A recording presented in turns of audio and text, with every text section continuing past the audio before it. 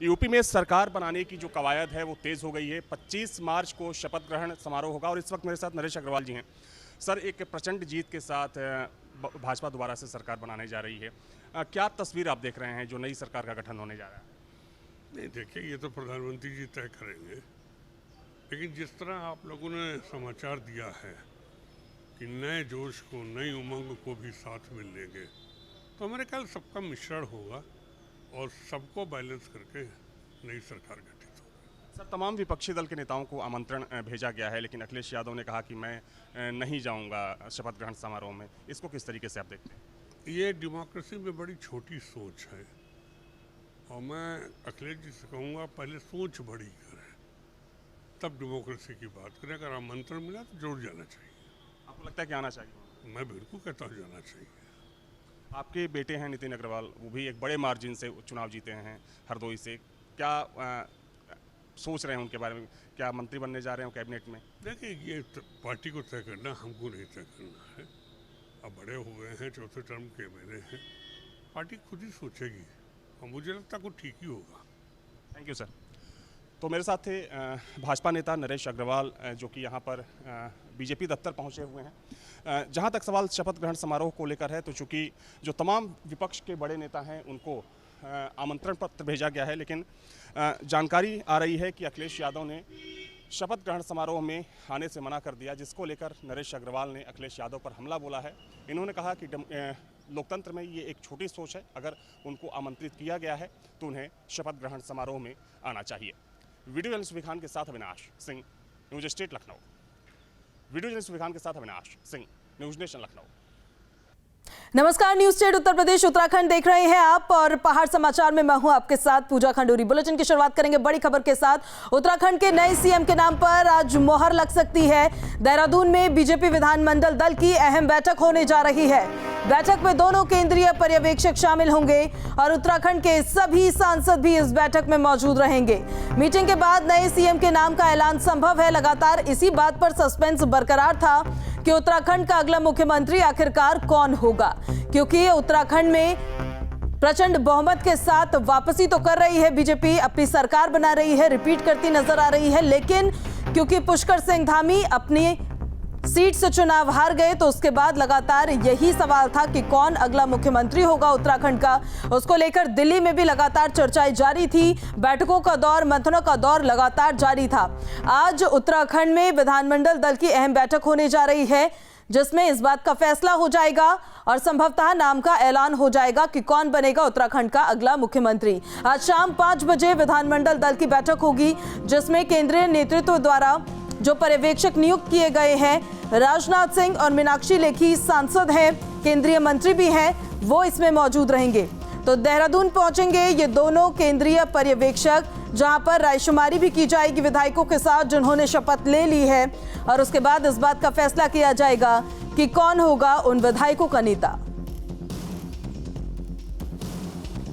तो आखिर उत्तराखंड का कौन बनेगा अगला मुख्यमंत्री, यही एक बड़ा सवाल है जिस पर आज सभी की नजरें जो हैं वो टिकी रहेंगी, क्योंकि विधानमंडल दल की अहम बैठक 5 बजे आज शुरू हो जाएगी, जिसमें पर्यवेक्षक भी मौजूद होंगे, तो सांसद भी होंगे और वो सभी विधायक होंगे जिन्होंने आज शपथ ली है। उत्तराखंड का नया मुख्यमंत्री आखिर कौन होगा, इसका फैसला आज हो सकता है। आज शाम बीजेपी विधायक दल की बैठक बुलाई गई है। देहरादून में होने वाली इस बैठक में रक्षा मंत्री राजनाथ सिंह, केंद्रीय पर्यवेक्षक और विदेश राज्य मंत्री मीनाक्षी लेखी के साथ साथ आपको बता दें कि जो तमाम सांसद हैं उनकी मौजूदगी होगी। उत्तराखंड के वो सभी विधायक जो नवनिर्वाचित अब चुने गए हैं वो भी इस बैठक में शामिल रहेंगे। मीटिंग के बाद नए मुख्यमंत्री के नाम का ऐलान हो सकता है। लगातार इसी बात की संभावनाएं जताई जा रही है।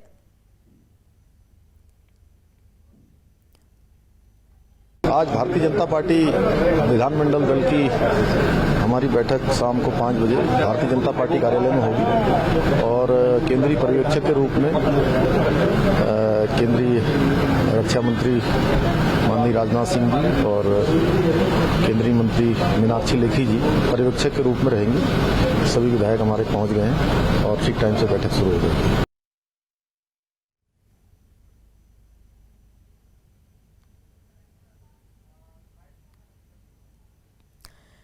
तो हमारे सहयोगी सुरेंद्र जसीला हमारे साथ सीधे जुड़ गए हैं। सुरेंद्र, नतीजा आने के बाद ये तो साफ हो गया था बीजेपी सरकार बनाएगी, लेकिन एक चीज जो साफ नहीं हो पाई और जिस पर सस्पेंस बरकरार था वो यही कि आखिर उत्तराखंड का अगला मुख्यमंत्री कौन होगा। आज विधानसभा में जो तमाम नवनिर्वाचित विधायक हैं उन्होंने शपथ ग्रहण की है। विधानमंडल दल की अब अहम बैठक होगी। कौन कौन लोग वहां पर पहुंच रहे हैं उस बैठक के लिए?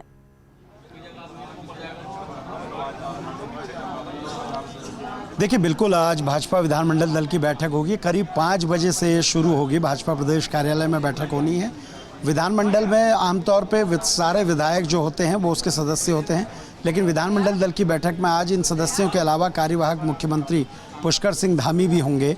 इसलिए होंगे कि अगर धामी चुने जाते हैं तो उनके नाम का प्रस्ताव आएगा, और अगर धामी नहीं चुने जाते हैं तो धामी ही दूसरा किसी का नाम का प्रस्ताव लाएंगे। जो हमने बीजेपी में देखा है, जो बहुत नज़दीक के दावेदार होते हैं वो ही प्रस्ताव लाते हैं या दावेदार के तौर पे हमें दिखते हैं।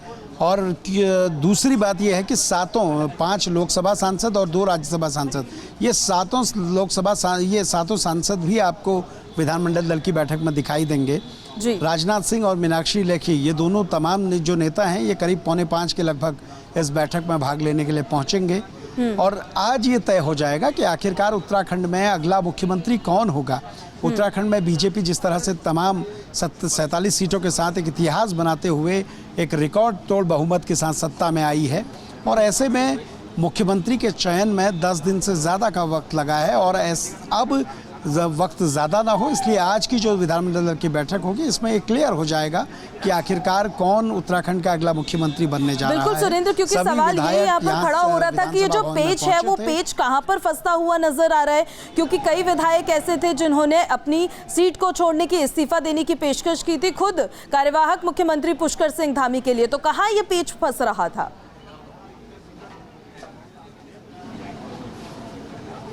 देखिए, विधायकों की राय हो सकती है और भाजपा आलाकमान उससे सहमत होगा, ये कहना बड़ा मुश्किल है। अपने नेता के पक्ष में लॉबिंग अक्सर विधायक करते हैं, लेकिन ये ज़रूरी नहीं है कि आलाकमान उसको उसी तरह से देखे।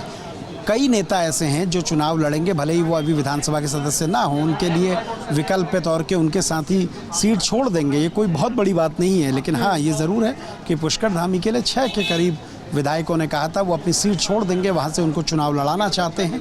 लेकिन अब ये बीजेपी आलाकमान ने तय करना है कि क्या वो पुष्कर धामी को एक मौका और देंगे और उनको ही अगला सीएम चुना जाएगा, या फिर किसी दूसरे व्यक्ति को, विधायकों के बीच में से कोई व्यक्ति होगा, सांसदों में से कोई व्यक्ति होगा, कोई वरिष्ठ कार्यकर्ता होगा। ये तमाम चीज़ें अब अगले कुछ घंटों में साफ हो जाएंगी, लेकिन इतना तय है कि जो भी आज ऐलान होगा वो 23 मार्च को वो 23 मार्च को मुख्यमंत्री पद के तौर पर शपथ लेगा। सुरेंद्र, अंदर खाने क्या चर्चाएं चल रही है जब विधायकों से बातचीत की जाती है? हालांकि खुलकर कोई सामने बोलता हुआ नजर अभी नहीं आ रहा है, नियमित जानकारी ही वो दे रहे हैं अपनी तरफ से, लेकिन फिर भी अंदर खाने क्या खबर चल रही है? कौन पसंद है, किस तरीके से आगे बढ़ रहे हैं?